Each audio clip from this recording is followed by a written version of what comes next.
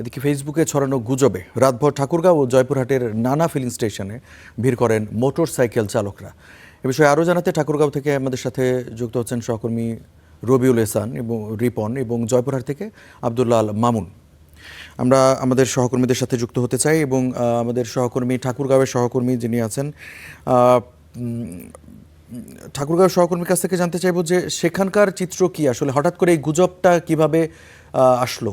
যে গতকাল বিকালের পর থেকে কিন্তু ঠাকুরগাঁয়ে এই গুজবটি ছড়িয়ে পড়ে যে তেলের দাম বৃদ্ধি পাবে বা তেলের একটি সংকট তৈরি হবে। এরপরেই কিন্তু আমরা দেখতে পাই যে ঠাকুরগাঁয় প্রতিটি পাম্পে কিন্তু মোটরসাইকেল যে চালকরা রয়েছে তাদের কিন্তু একটি চাপ সৃষ্টি হয়, এবং প্রতিটি পাম্পেই সাধারণত আমরা যতটুকু জানতে পেরেছি যে প্রায় সপ্তাহ খানিকের জন্য কিন্তু তেলের একটি মজুদ ছিল। কিন্তু কালকে যখন এই গুজবটা ছড়িয়ে পড়ে, গুজব ছড়িয়ে পড়ার পর থেকেই মোটরসাইকেল চালকরা যারা 200 বা 300 টাকা করে তাদের গাড়িতে তেল নিত, তারা কিন্তু সকলেই 1000 এবং ট্যাঙ্কি ফুল করে কিন্তু এই তেল নেওয়া শুরু করে।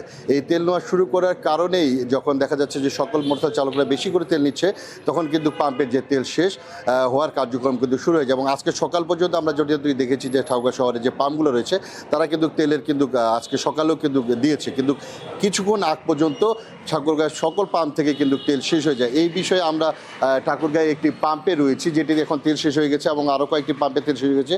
এই পাম্পের মালিকের সাথে একটু আমরা জানতে চাচ্ছি যে আপনাদের কতদিনের তেল মজুদ ছিল, কি অবস্থা ছিল, এখন বর্তমানে কি অবস্থা?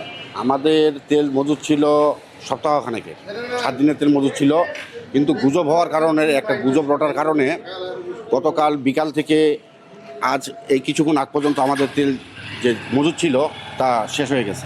এখন আপনারা তেল নিতে পাঠাইছেন কিনা? বা এখন আমাদের গাড়ি ডিপোতে আছে, ডিপো থেকে আসলে আমরা আবার তেল সরবরাহ করতে পারবো। তেল দাম বৃদ্ধি না, দাম বৃদ্ধি এ ধরনের কোনো কিছু না, টোটালটাই এটা গুজব।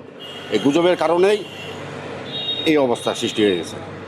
এবং আমরা যতটুকু কিন্তু আজকে এখন পর্যন্ত জানতে পেরেছি যে ঠাকুরগাঁও পাম্পগুলো যত রয়েছে, সব পাম্পগুলো যে গাড়িগুলো রয়েছে তারা কিন্তু পার্বতীপুরের উদ্দেশ্যে কিন্তু ঠাকুরগাঁও থেকে ছেড়ে গিয়েছে, এবং তেল নিয়ে হয়তো বা তারা দুপুরের মধ্যেই চলে আসবে। কিন্তু এখনও আমরা যেটি দেখতে পাচ্ছি যে তেল না থাকার কারণে মোটরসাইকেল চালকরা যে রয়েছেন তারা কিন্তু পাম্পগুলোতে ভিড় করছেন এবং তেল চাচ্ছেন, এবং তাদের কাছেও আমরা জানতে চেয়েছি যে কেন আসলে তারা ভিড় করছেন। তো তারা জানিয়েছেন যে ফেসবুকে তারা একটি সাধারণত পোস্ট দেখেছে যে তেলের সংকট হবে, এই জন্যই আসলে তারা তাদের যে মজুদটুকু বা তাদের যে প্রয়োজনটুকু সেটি নেওয়ার জন্য আসলে তারা এখন পর্যন্ত পাম্পে ভিড় করছে। কিন্তু ঠাকুরগাঁয়ের পাম্পগুলোতে এখন কিন্তু তেল নেই, এবং তেল আর কিছুক্ষণের মধ্যে হয়তো বা চলে আসবে, এমনটি পাম্প মালিকরা জানিয়েছেন। রিপন, আপনাকে ধন্যবাদ। দর্শক, ঠাকুরগাঁও থেকে রবিউল এহসান রিপন আমাদেরকে জানাচ্ছিলেন। জয়পুরহাটের সহকর্মী আব্দুল্লাহ মামুন আমাদের সাথে যুক্ত আছেন।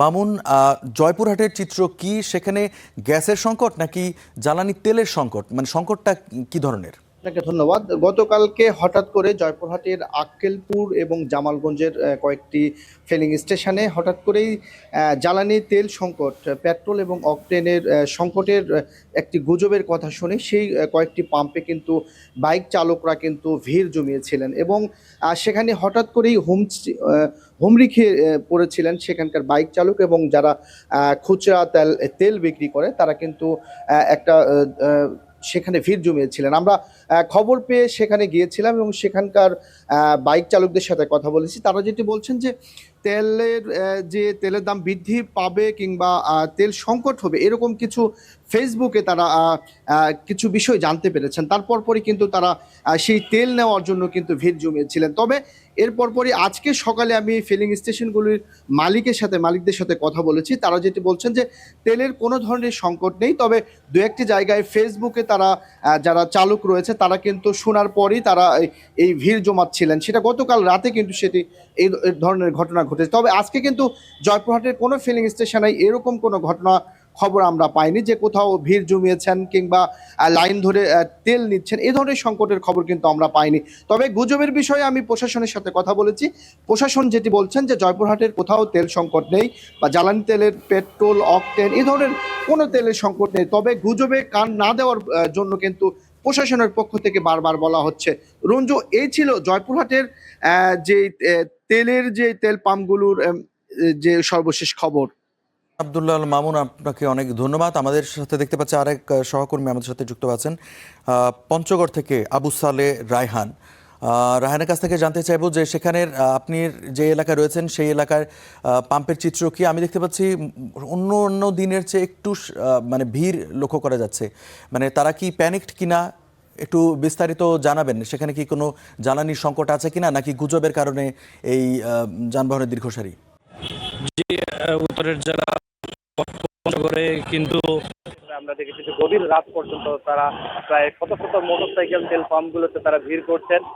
তারপরেই আমরা দেখছিলাম যে বিভিন্ন মোটরসাইকেল চালক যারা রয়েছেন তারা কিন্তু 500 থেকে 1000-1200 টাকা পর্যন্ত তারা কেউ বা মোটরসাইকেলের ফুল ট্যাঙ্ক নিয়ে কিন্তু তারা বাড়ি ফিরেছেন। তো এমন পাম্পগুলোতে ভিড় দেখা যাওয়ার কারণে মানুষজন কিছু উদ্বিগ্ন হয়ে পড়ে। তারা গ্রামগঞ্জে যেসব মোটরসাইকেল চালক ছিলেন তারা কিন্তু শহরের পাম্পগুলোতে এসে ভিড় শুরু করেন। এরপরই পাম্পগুলোতে কিন্তু তেলের যে সরবরাহ সেটা কিন্তু কিছুটা ব্যাহত হওয়া শুরু করে। তবে তেল পাম্প মালিক এবং শ্রমিক যারা রয়েছেন তারা বলছেন যে এখনো তাদের পাম্পে পর্যাপ্ত পরিমাণ তেল রয়েছে। হঠাৎ করে গুজবে মোটরসাইকেলের সংখ্যা বা তেল নেওয়া গ্রাহকের সংখ্যা বাড়লেও কিন্তু বর্তমানে তাদের তেল স্বাভাবিক হয়েছে। এছাড়া আরো কিন্তু তাদের যে তেলের গাড়ি সেগুলো কিন্তু বিকাল নাগাদ পৌঁছাবে। ফলে পঞ্চগড় জেলা জুড়ে কোনো ধরনের তেল সংকট নেই এবং তারা গুজবে কান না দেওয়ার জন্য কিন্তু মানুষজনকে বলছেন। এছাড়া গতকাল সন্ধ্যার পর থেকে আমরা দেখেছি যে জেলা প্রশাসনের পক্ষ থেকে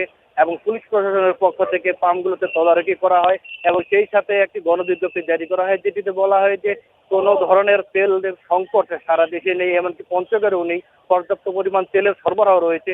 তবে তেল নিয়ে যদি কেউ কোনো ধরনের বিশৃঙ্খলা বা গুজব ছড়ানোর চেষ্টা করে নিয়ে কিন্তু জেলা প্রশাসনের পক্ষ থেকে কঠোর ব্যবস্থা নেওয়ার একটি হুঁশিয়ারি দেওয়া হয়। এরপর থেকে আমরা দেখছি যে সেই গণবিজ্ঞপ্তিটি সামাজিক যোগাযোগ মাধ্যমে কিন্তু ব্যাপকভাবে প্রচার করা হয়। তারপর থেকে সকালেও আমরা দেখছিলাম কিছু কিছু মোটরসাইকেল চালক তাদের তেল নেওয়ার জন্য পাম্পগুলোতে তারা ভিড় করছিলেন।